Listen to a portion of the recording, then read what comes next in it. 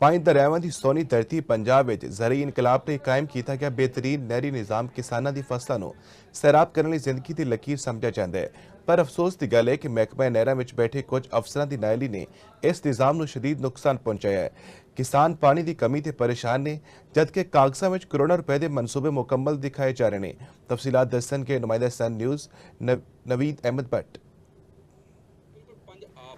पंज आप तो बन गया पंजाब।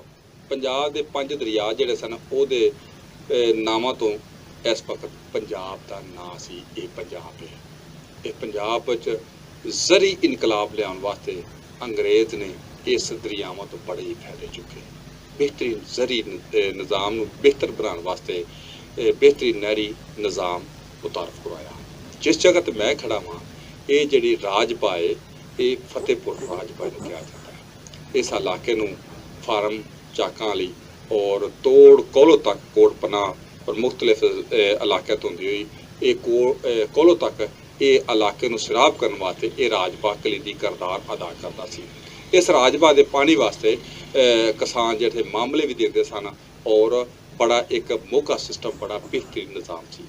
वक्त के नाल गोरा तो चला गया लेकिन साडे जिहड़े ने करप्ट अफसरां ने इनू भी अपनी करप्शन की नज़र कर दिता।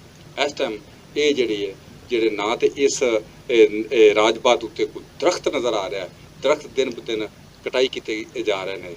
ਪਿਛਲੇ ਦਿਨਾਂ ਦੇ ਵਿੱਚ ਮੁਹਤਰਮਾ ਮਰੀਮ ਨਵਾਜ਼ ਸਾਹਿਬਾ ਨੇ ਬੜਾ ਹੀ ਆਸਾਨ ਇਕਦਾਮ ਕੀਤਾ ਕਿ ਇਹਦੀ ਮੁਰੰਮਤ ਵਾਸਤੇ ਕਰੋੜਾਂ ਰੁਪਏ ਦੇ ਫੰਡ ਰਿਲੀਜ਼ ਕੀਤੇ, ਲੇਕਿਨ ਕਰੋੜਾਂ ਰੁਪਏ ਕਿੱਥੇ ਲੱਗੇ ਇੱਕ ਲਮਾ ਫਿਕਰੀ ਹੈ। ਲੇਕਿਨ ਹੁਣ ਇਹ ਰਾਜਪਾ ਹੋਣ ਬੇਯਾਰੋਂ ਮਦਦਗਾਰ ਹੈ। ਇਹਦੇ ਅਤਰਾਫ ਤੇ ਪਟੜੀਆਂ ਜਿਹੜੀਆਂ ਇਹਦੀਆਂ ਟੁੱਟੀਆਂ ਨੇ ਔਰ ਲੋਕ ਜਿਹੜੇ ਨੇ ਮਿੱਟੀ ਚੁੱਕ ਕੇ ਕਰੋੜਾਂ ਰੁਪਏ ਦਾ ਹੁਕੂਮਤ ਨੂੰ ਟੀਕਾ ਲਾ ਰਹੇ ਨੇ।